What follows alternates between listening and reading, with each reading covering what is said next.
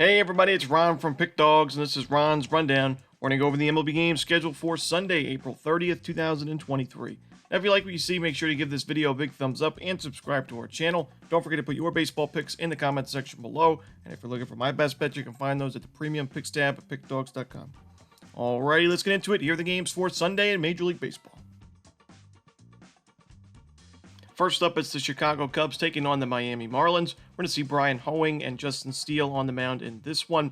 It's a tough game for me because the Marlins do hit lefties very well, but Justin Steele is the better starting pitcher by far in this matchup, and I trust him more than Brian Hoeing here. I think Hoeing has potential in his game, but we haven't seen it quite yet. We saw him struggle in his first start of the season at the Major League level, and I do think the Cubs could get to him. The Cubs have been pretty balanced both against righties and lefties offensively, producing against both, and I think they'll be able to get to Hoeing and trust in that strong pitching staff with Steele and the bullpen behind him. So give me the Chicago Cubs on the money line in this one. Next up, it's the Cleveland Guardians taking on the Boston Red Sox. You see Logan Allen and Chris Sale as your starters in this one. Now, when you look at these two starters' ERAs, you see Allen at 1.5, you see Sale at 8.22. You'd be surprised to see the Red Sox as pretty significant favorites in this game. But I actually do think, I still believe Chris Sale is the better starter by far in this game, and I like the matchup for him. You know, Chris Sale, ERA at 8, we know that he's struggling so far, but you look at the teams that he's faced, and, you know, two of the matchups against the Baltimore Orioles, one of the best lineups against lefties this year in the MLB, and it's tough facing the same team twice in the same month, and, you know, there's no real surprise to see Sale struggle in those games. He also faced the Tampa Bay Rays, another great lineup, a team that's off to a great start, and Sale struggled in that one, giving up 5 earned runs, but we saw the two matchups for Sale where he had pretty feasible opponents in the Twins and the Tigers. The Twins lineup that does not hit lefties very well, and the Tigers lineup that doesn't really hit anybody really well. Sale pitched well in those games. 11 innings combined with 18 strikeouts, only 4 earned runs allowed, and only 1 home run allowed. So now you're facing a Cleveland Guardians team that has not been great against lefties. We saw that last year in 2022. They improved a little bit towards the end of the regular season, but in 2023, you look at the Guardians ranked 21st in baseball in team OPS against lefties. Their isolated powers ranked 24th in baseball. Their strikeout rate's above 20% against lefties, which is not something we see really much at all from these Guardians. So I do think Sale has a good spot here to put together a 5-6 inning quality start. And, you know, Logan Allen on the other side, got to give him credit. He pitched very well in his first start of the season. But that was against the Miami Marlins. Now you're facing the Red Sox at Fenway Park. I do think this is a much tougher matchup for him, and I do think the Red Sox do enough offensively to grab the win in the end. So give me the Boston Red Sox here on the money line. Next up, we see the Pittsburgh Pirates taking on the Washington Nationals. Johan Oviedo and Josiah Gray are your starters. For now, you know, we could see a pitching change. There's been a lot of bad weather this weekend, some doubleheader games, some, you know, information has changed throughout the lineup availability, bullpen availability, and of course the starting pitchers. So, you know, just be ready if the information does change for this game or any of the games for Sunday's card. But, you know, Josiah Gray last year pitched really well on the road and in day games. Those were his better splits. At home, he had a 6-point-something ERA, and in night games, an ERA above 5. But this season, he's struggling still at home, a 5.4 ERA in his first 10 innings at Nationals Park, giving up 3 home runs with only 7 strikeouts. But he's also struggling in the day games. 11 innings of work, 15 base hits, 6 earned runs, 3 homers. So you're pitching at Nationals Park here. It's going to be an early start time, and you're facing a Pittsburgh Pirates lineup that's crushed righties so far this season. I just don't think it's a very good matchup for Josiah Gray, especially on the other side. Johan Oviedo pitching well this season. Now, his last start was not his best, but that was against the Los Angeles Dodgers, you know, one of the best lineups in baseball. Now you're facing the Washington Nationals. So I do think the Pirates have the advantage in this one. Give me the Pittsburgh Pirates on the money line. Next up, we see the Seattle Mariners taking on the Toronto Blue Jays. Marco Gonzalez and Chris Bassett on the mound in this one. Now, this is a game where I do think that the plus money we're getting with Seattle is valuable enough to take a chance with them. You know, Marco Gonzalez is not my favorite starting pitcher, and the Blue Jays, you know, they've struggled to hit lefties so far this year. I do think they're going to get better as the season continues. But, you know, right now, they have struggled against lefties. That's just the fact of the matter. And Marco Gonzalez right now is pitching well, and he's keeping the ball on the ground. He's limiting sharp contact. He's got a 3.32 ERA. Sure, I'd like to see the strikeout numbers rise, but it's promising to see a guy who's had really bad issues with the home run ball only give up 2 home runs in his first 21 2/3 innings. So, you know, Marco Gonzalez, I think he can give the Mariners 4 or 5 strong innings here. Chris Bassett, you know, he's been inconsistent this year. We saw him really struggle in his first start. He's been better since, but even his last game against the White Sox, where he went 6 1/3 innings, he only had 4 strikeouts. He walked 3 batters, gave up 2 earned runs. You know, I think if this is a close game late, I give the edge to the Mariners bullpen, and I'm going to take the plus money here with the Seattle Mariners, which in a game that I think is a coin flip, I'll take that plus money. Next up, we see the Baltimore Orioles taking on the Detroit Tigers. We're going to see Kyle Bradish and Spencer Turnbull on the mound in this one as the projected starters. A tough game for me here. I'm going to lean towards the over as I don't really trust either of these starting pitching options. Spencer Turnbull had a decent start last time out against the Brewers, but he only went 4 innings, and he hasn't really gone too deep into ball games this season. The most he's pitched is 5 2/3 innings, and that was a game where he gave up 5 earned runs against the Red Sox. So, I do think the Orioles very strong lineup. They should be able to get to him, but Kyle Bradish, his first start at Camden Yards was not a good one. I know it was against the Red Sox, a much better lineup than the Tigers, but 2 1/3 innings, 8 base hits, 7 earned runs, a homer, 4 walks, and only 1 strikeout. Really tough to feel confident in his game in this matchup. So give me the over here in Orioles-Tigers. Next up, it's the Los Angeles Angels taking on the Milwaukee Brewers. We're going to see Jose Suarez and Colin Ray on the mound in this ball game. Now, it may be tough to back a team like the Angels with Jose Suarez on the mound, who's got an ERA above 10, coming off a start against the Athletics where he gave up 5 home runs in 5 innings of work, 7 earned runs allowed in that game. But the Brewers have been one of the worst lineups in baseball this year and last year against lefties. Highest strikeout rate in the league, above 30%. One of the worst team OPS numbers as well against southpaws. And Colin Ray on the other side, not really too confident in his game either. You look at his last 2 starts against the Mariners and the Tigers. One of those games was on the road. One of those games was at home. He gave up 5 base hits in each of those games, 4 earned runs in each of those games. Gave up a home run in his last game, and he has a 6-3 walk to strikeout ratio. So more walks and strikeouts in his last 2 starts. Not what you want to see. I trust the Angels' bats against Ray more than I do with the Brewers' bats against the lefty and Suarez. So give me the Los Angeles Angels here on the money line.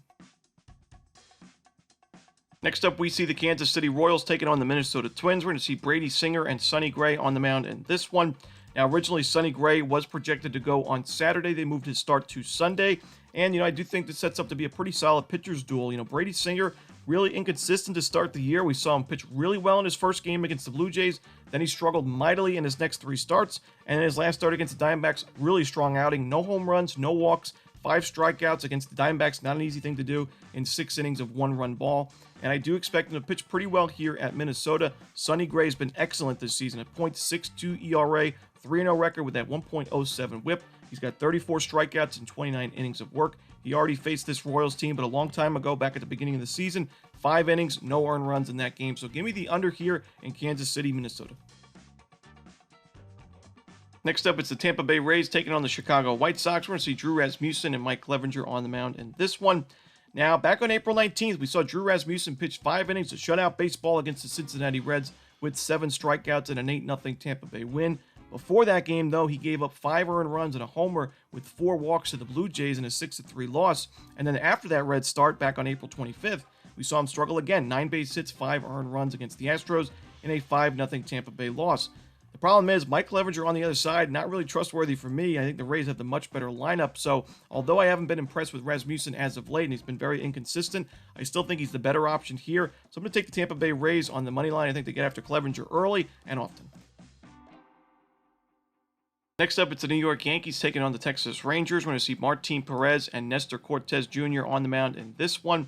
When you look at this matchup, you see 2 strong starting pitchers, but I do think even though the Rangers have better numbers offensively against lefties, I look at the New York Yankees and their BABIP against left-handed pitching. It's one of the worst in the league. I mean, it's 27th at 243 this season, very unsustainable. I do think we're going to see the Yankees put together stronger at-bats and better numbers overall against lefties as the season continues. And, a lefty here in Martin Perez that they've had success against in the past, and we saw last year, Perez, although he went 6 innings, 1-run ball, he walked 5 batters against the Yankees last year. And that's, you look at this season, the Yankees are number 1 in baseball in walk percentage against lefties going into Saturday's games, 13.9%.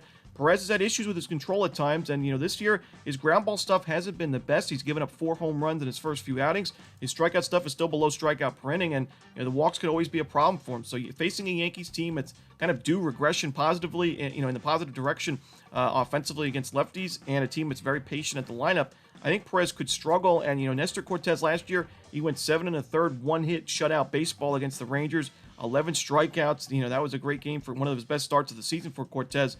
The Rangers haven't had the best numbers against lefties this year, so I'm going to take a shot here with the Yankees, who have, I would say the Rangers currently have the better lineup with Judge being in and out of the lineup, but I think the Yankees have the much better bullpen and better starter here, so give me the New York Yankees on the money line. Next up, we see the Arizona Diamondbacks taking on the Colorado Rockies. We're going to see Ryan Nelson and Austin Gomber on the mound in this one. I'm going to lean towards the over in this game. Not my favorite game on the board. I just don't trust Austin Gomber against this Arizona lineup. I know Gomber pitched very well in his last game against the Guardians, but that was on the road against a team. It's not really great against lefties. The Diamondbacks are a patient team. We've already seen them put together strong at-bats at Coors Field to begin this year. We saw it last year, and I do think they'll be able to get to Gomber for a few runs early, and I don't trust that Rockies bullpen. On the other side, you got Ryan Nelson coming off a start where he gave up 11 base hits to the Kansas City Royals of all teams. 5 innings of work at home. Now going into Coors Field, if you're giving up that many base runners, that many base hits, you're probably in trouble. So give me the over here in Arizona, Colorado. Next up, we see the San Francisco Giants taking on the San Diego Padres. Alex Cobb and Yu Darvish are your starters. Now, we see a pretty good pitching matchup in this game, but the total is still steep because we're at a stadium where the altitude makes it look like Coors Field on steroids. And, I do think that this game benefits Alex Cobb and the Giants a little bit more. When you look at Cobb's ground ball percentage, in his last game, he had a 20-8 ground ball to fly ball ratio in his complete game shutout against the Cardinals. And overall this season, really keeping the ball on the ground. And, he's earning strikeouts, he's limiting walks, and he's limiting home runs as well. The Giants have had really good numbers against right-handed pitching this season. They're third in baseball going into Saturday's games in team OPS. They're also third in isolated power. So much better numbers than the Padres, who are outside the top 15 in isolated power and team OPS. So I'm going to take the San Francisco Giants here between the starter. I trust a little bit more in Alex Cobb. Give me the Giants on the money line. Next up, we see the Atlanta Braves taking on the New York Mets. Now, we should expect to see Spencer Strider and Tyler McGill on the mound in this one because the game was rained out on Saturday pretty early in the day. And there's no reason really for either of these guys not to pitch on Sunday. And I'm going to stick to the same team I liked in that one, the Atlanta Braves on the money line. Lean towards the over as well. I like the matchup for the Braves against Tyler McGill, who's had issues with the free passes and the home run ball. But I also think the Mets could do a little bit of damage on Spencer Strider, who is a strikeout-dependent guy facing a team that just doesn't strike out very much. So I think Strider's still the better option. I think the Braves have the much better bullpen and lineup. So I'm going to take the Atlanta Braves on the money line, lean towards the over. Next up, we see the Cincinnati Reds taking on the Oakland Athletics. We're going to see Nick Lodolo and Ken Waldichuk on the mound. I'm going to go with a little bit of a contrarian play in this one in the first 5 innings on the under. Usually when you see starting pitchers with ERAs above 6 like Lodolo and 7 like Waldichuk, usually going to see pretty steep totals, and you can find some value on unders. I don't like the under in the full game. I don't trust either of these bullpens. We saw that in the first matchup of this one, but I still think Lodolo can bounce back here away from Great American Ballpark, a very hitter-friendly ballpark.